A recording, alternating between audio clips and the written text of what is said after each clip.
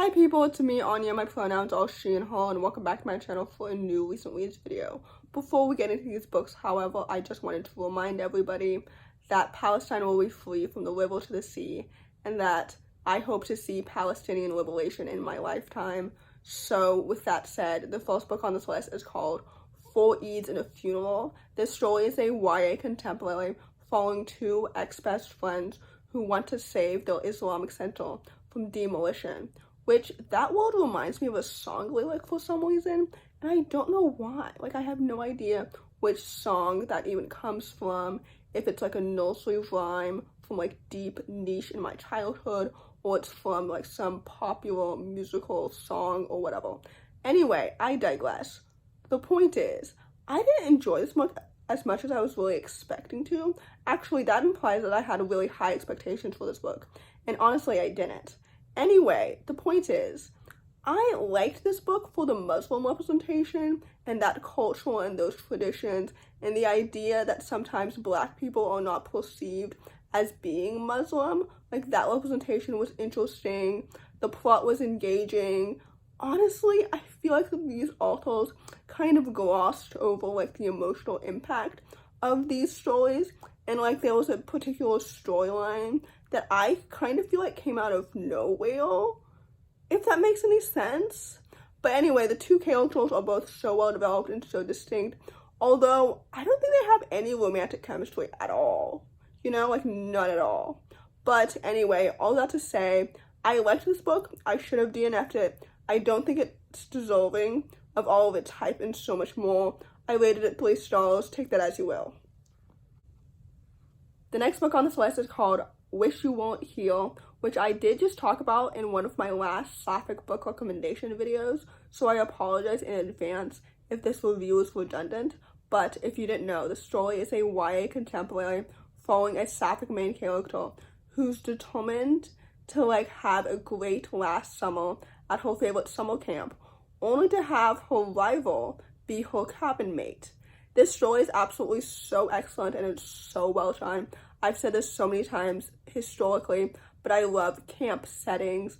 I think that like they remind me of like academic settings, which is why I love them, because of the absence of like adults in the story. Like they're all adults in the story, obviously, like as authority figures or whatever, but like there aren't really any parents. I think that that's specifically what I like the most. Does that make any sense? Anyway, the setting was so atmospheric and so well done. The characters are so well developed and so distinct. The sapphic romance made so much sense. I love them. Like, they have natural chemistry with each other, and I love them together. The plot is so engaging. The friendships are so lovely and so wonderful. The queerness is excellent. This book deserves all of its hype and so much more. I rated it 4 out of 5 stars, and I would definitely highly recommend it. The next book on this list is called Icon and Inferno. This story is a YA contemporary thriller, or rather like a new adult contemporary thriller sequel to Stars and Smoke, which I read last year and I absolutely loved it so much. And this book was on my June TBR and I was so excited for it. By the way, I am pre-filming this video June 13th. But anyway, all that to say, I didn't really enjoy the sequel as much as the prequel, which is an unfortunate pattern with this author's like duology series overall. Like, I love her Legend trilogy so much, all 3 books, but with all of her past duologies, historically, the second one always kind of flops, whereas the first one is like so good and so epic. But anyway, with this story specifically, personally for me, I wasn't as interested anymore in like the spy thriller plot.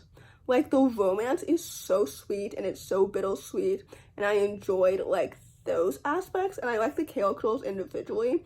It's just that like the thriller spy stuff felt really secondary to me personally in terms of interest.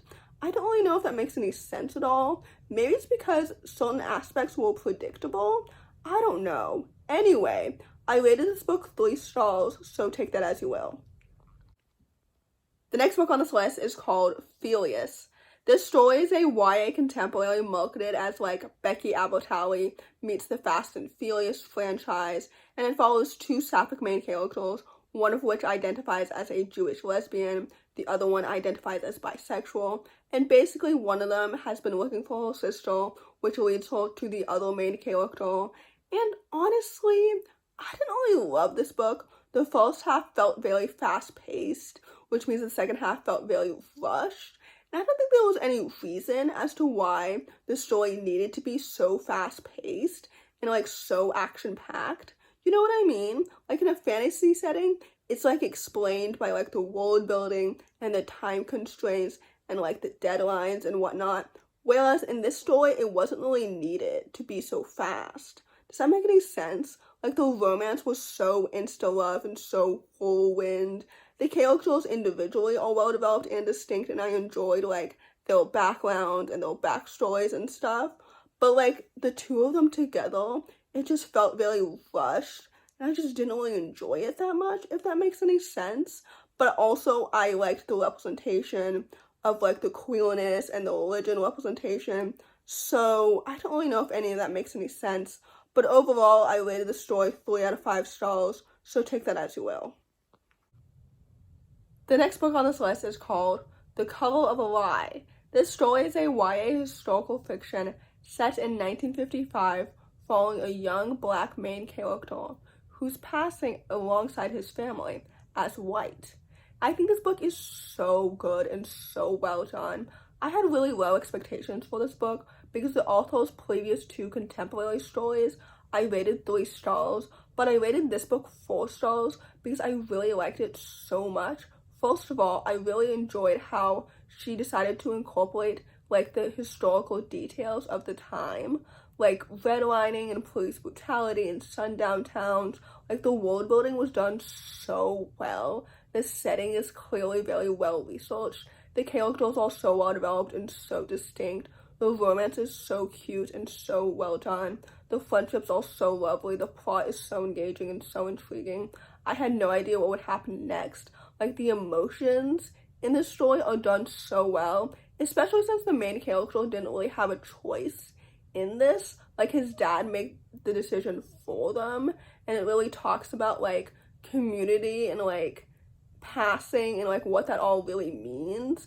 You know what I mean? Like this is the type of story where I've heard about it definitely in like history books and everything, but I've never truly read about it from the black perspective, if that makes any sense. So this story was so educational as well as being emotional as well. So anyway, all that to say, I rated this book 4 out of 5 stars, and I would definitely highly recommend it. So in conclusion, my June reading month has not been as fruitful as I was really hoping it would be, but that's totally okay. So anyway, in conclusion, if you enjoy this video, please don't hesitate to give it a big thumbs up. Comment down below the TV emoji if you made it all the way to the end of the video. Thanks for watching. Subscribe to my channel if you're new, and I'll see you in my next video. Bye!